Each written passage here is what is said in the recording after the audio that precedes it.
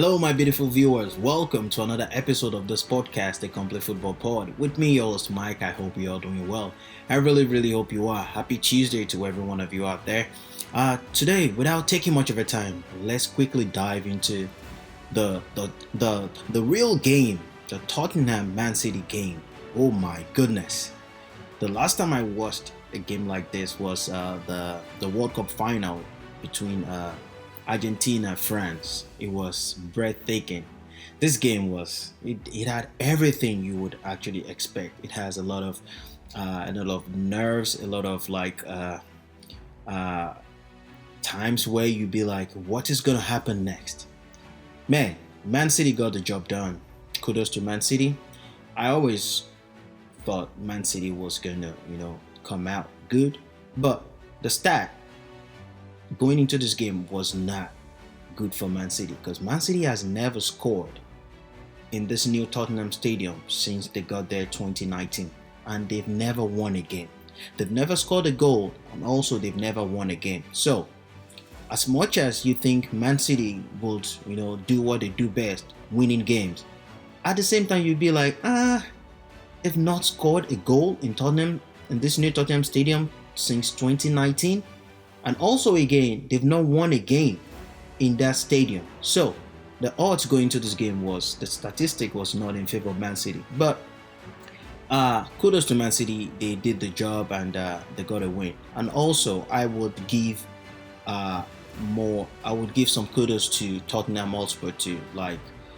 They really played a good game. I'm not surprised with the way Tottenham played because I know Tottenham under this new manager Ange Postecoglou, they play free-flowing football. They're not a team that will sit back and let you, have the ball and hit you on the counter. No, they want to have the ball too. That is how Ange Postecoglou, that is how he plays. That's how his team plays. So the way Tottenham was set up was a 4-3-3. In paper, it was 4-3-3. But when they have the ball, they change the switch around. When they have the ball, they switch to like a back three. And the back three was not always the same back three all the time. Sometimes Oibe would move back it would be like the center back. And Romero would probably be on the right back. Pedro Porro would be on the right wing back. And Van der Veen would be on the left wing back. So they were doing a lot of roaming around, which at a point caused a lot of confusion for Man City because they don't know. Before Man City got a grasp of how Tottenham was playing, it caused them a problem because Tottenham was really, they were roaming around, switching wings. Because watch Tottenham today, Sarr, that midfield guy, he played as a false nine in the first half, but in the second half, there was a time he came back deep into the midfield. But in the first half, and even from the beginning of the second half, he played as a false nine, which is kind of strange, for Tottenham. I guess because there was no striker available.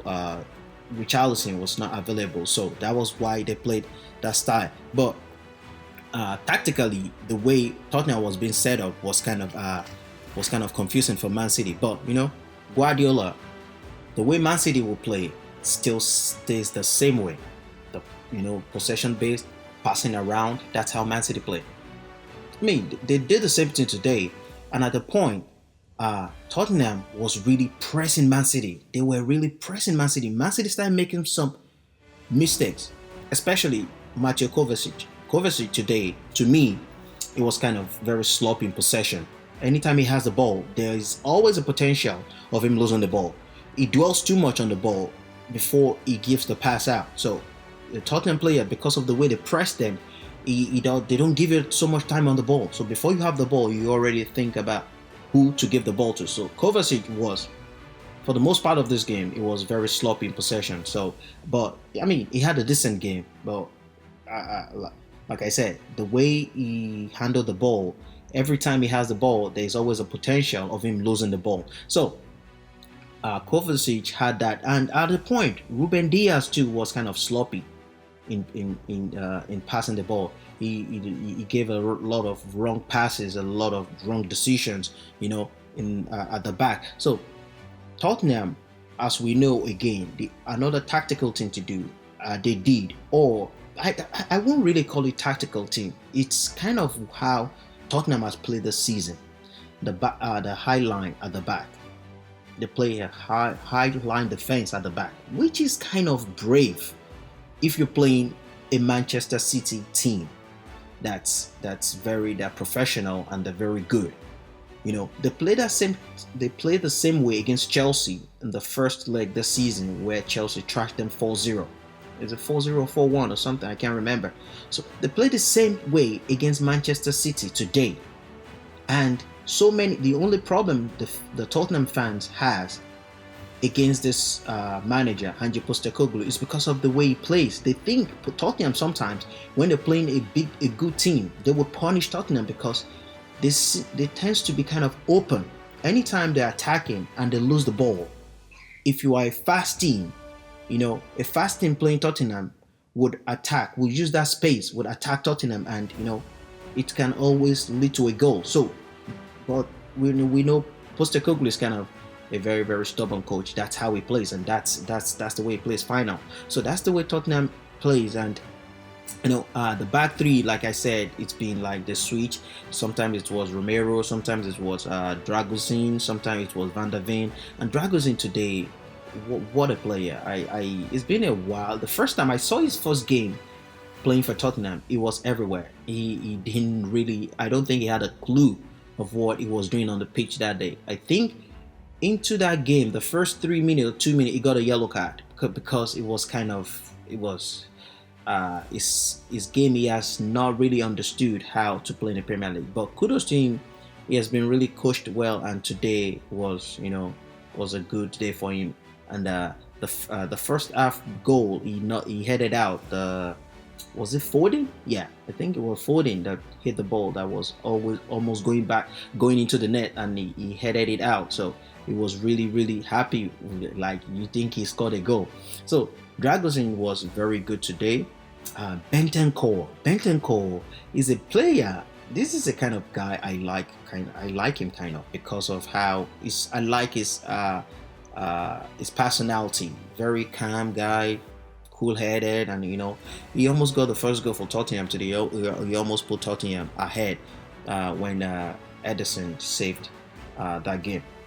So both teams pressed each other. Tottenham pressed Man City, and Man City also pressed Tottenham anytime Tottenham is trying to play from the back.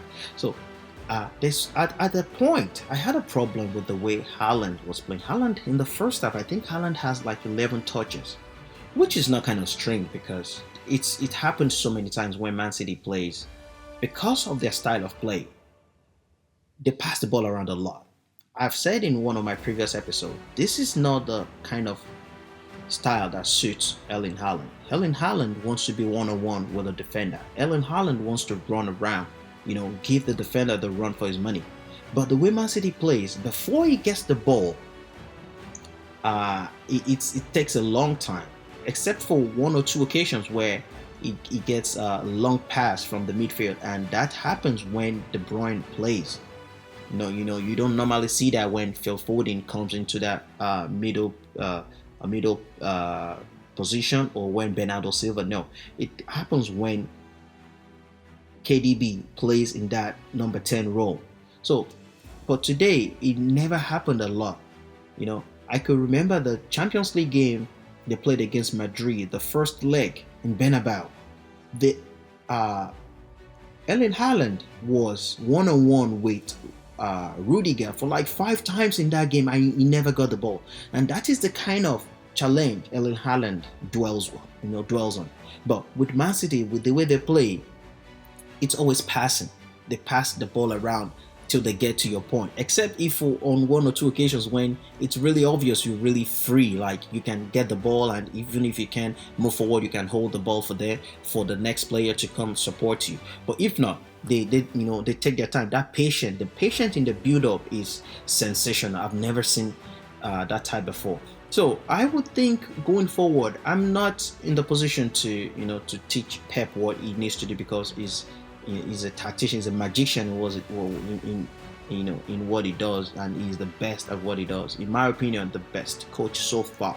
In my opinion, the best coach ever. In my opinion, but they need to get Howland into the game more. I mean, I just think because the touches he has in games is not, it had happened so many times this season that you barely see Ellen Haaland. And the Man United game that Man City won, I think 3-1. He barely had a touch, but he scored 2 goals. I think, yeah, 2 or 1 goal. Yeah, he scored a goal. Foden scored 2 goals.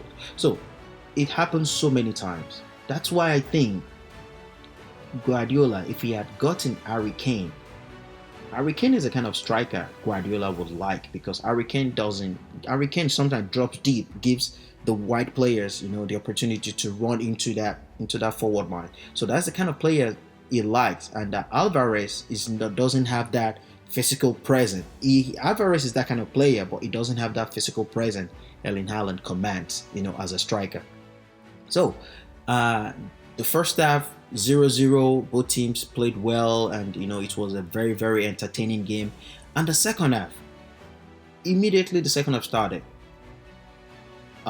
Kevin De Bruyne, I think, yeah, he had Tottenham was passing at the back, and they lost possession, and I think, was it Foden gave the ball to Kevin De Bruyne, and Kevin De Bruyne hit the ball, and man, Vicario, man, this Tottenham goalkeeper, Vicario, this guy is sensational. Very, very, very, very good keeper. I don't know where Tottenham bought him from, but I think he's an Italian, and this goalkeeper is outstanding. In my opinion, this season is one of those top 3 goalkeepers in the Premier League. He was very, very outstanding today. And not only today, in some other games I've seen Tottenham play, Vicario is a very, very good keeper. Very, very important for Tottenham. And he saved the ball. It was supposed to, Kevin De Bruyne was given the opportunity to hit the ball. He hit the ball well, but the keeper saved it. Yeah. Now, Ederson, there's something about Ederson this season. First of all, he had a good game. Ederson had a good game, but he was knocked down by was it Romero? Yeah, Romero. I don't like Romero. I don't like him because he's always too careless sometimes. A very nasty guy when it comes to challenges. But today, with this challenge, he has the right to just go for that challenge. It's normal for him to go for that challenge. But he knocked Ederson down. He knocked him out, and Henderson, the medical team took a decision to take him out. But Henderson was furious, like he was angry, he was hitting. The same thing Bentancur did when he was taken out, when Postecoglou took him out. But with Ederson, there's something I think he's getting wrong. He thinks he can continue playing, but sometimes those players are not always right. They think they can continue playing, but the medical staff knows better. They know better. That's why they had to tell him to come out. But he was so angry, he was throwing tantrums everywhere. I understand he wants to play the game. If you look at his first kick out after it was being, after the medical team came in and the game started. The first kick, he just kicked the ball and he slipped. So I don't know how he thinks he was in the right mind, or he was in the best physical mind to continue that game. They made the right decision. It could be a concussion, So I don't blame the Pep for taking him out, or the medical staff for giving Pep the green light to take him out. But that's what you see when you see a player that wants to compete, that wants to play a game. I mean, she should do, because this season it had happened like 4 different times. Ederson has been involved in some nasty challenges 4 different times this season, and 4 different times this backup goalkeeper Stefan Ortega had come in for Ederson this season. 4 different times. So I don't know why he's just been unlucky with challenges this season. Sometimes during a corner kick, when he goes for the ball, he gets knocked out, and this is the fourth time this season. So I don't know. Uh, I think I wouldn't say it's a kind of it's kind of a misfortune, because all those challenges he had that got him taken out are things he should do in the normally. It's not like he did what he was not supposed to do and he got knocked out. So there are normal things he has to do. So he came out, and Stefan Ortega came in. Stefan Ortega, I think, yeah, he's a German. Yeah, he's a German guy. Decent goalkeeper, in my opinion. A good backup, in my opinion. And he did well also, because if not, the save from that from the one-on-one with Son. Oh my God! I thought that ball was going to be a goal, because if that ball got into the net, it will change the course of that game. It will change the course of that game, because the game would go, would be open again. It's going to be like 1-1. It's going to be 1-1. But there was something about that ball, about that one-on-one, that looks like the one-on-one against Kolomwani and Martinez at the World Cup, when Kolomwani lost that one-on-one with Martinez. That was a trademark loss, and that really kept Argentina into that game. The same thing, almost the same thing, happened today. If Son had scored that goal, it will have been a disaster for Man City. They might not get the second goal. They might not. In my opinion, they might not get the second goal. So Stefan Ortega did a great job by, he saved that shot from going into the back of the net. And there was a problem with Tottenham's style of play that gave Kyle Walker a lot of space. It gave Walker a lot of space. Walker was not really clinical with his final touch or with his final pass in the first half. If he was, Man City should have scored like 1 or 2 goals in the first half, because anytime Man City played in a way, Tottenham played in a way where the wide wingers, Brennan Johnson and Son, would cause problems for Man City. But when they switch play and Man City gets the ball, Tottenham feels vulnerable at the back. Very, very vulnerable. So Walker has a whole lot of space to run into, and he got that 3 or 4 times, but his final pass was what made those passes useless. If his last final pass was on point, Man City should have scored in the first half like 1 or 2 goals. Yeah, so that was what made me think Doku was needed in this game. And finally, in the second half, Guardiola brought him in, because Doku is a very pacey, fast, electric player. So when Doku came in, we all see what he did. The one-on-one with Pedro Porro. His quick feet. This guy, once is within a twinkle of an eye, is gone. You just have to keep a hold on him, keep a tab on him all the time. If it's 1 second, faster than you, that's it. That's all he needs, because he has a quick feet. Is the center of gravity to the ground is like players like that, Messi, the Doku, all those players all those dribblers that that have a low center of gravity. They are very, very, very dangerous. So he got a penalty, and Erling Howland made it the second goal. Sorry, I didn't talk about the first goal. The first goal, I think it was a Tottenham mistake, because you already know when De Bruyne gets the ball, he's gonna try to play the ball inside the box, and I don't know why Romero did not anticipate that. He should anticipate that. It was just a tap-in for Erling Haaland, a tap-in, and he wouldn't. I don't think he's gonna score more easier goals than that in his career ever, because it was just a tap-in. He knew the ball. Once the ball gets out, he was ready for it. So, and the second one was when the second goal was when Doku, tried to dribble past Pedro Porro, and Pedro Porro just tripped him, and it was a penalty. And what a penalty from Erling Haaland. Even if Vicario goes through that direction, he hit the ball with precision, with pace. So That was how Man City had the lead. And the last thing I like about Man City, what they did, the game management. When it was 2-0, they started passing the ball around more than they were doing before. They started passing the ball around. If Tottenham does not have the ball, they can't hurt Man City. That is one of the principles of Pep Guardiola. If you don't have the ball, you can't hurt them. So the moment they scored the second goal, they just managed the game out. They just started passing the ball all around, just making Tottenham do the running. And anytime Tottenham gets the ball, they try as much as possible to get the ball back, quickly.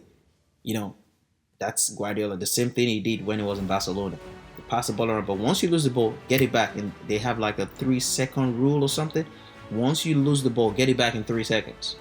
That's the way he played at the latter part of the game to manage the 2-0 lead.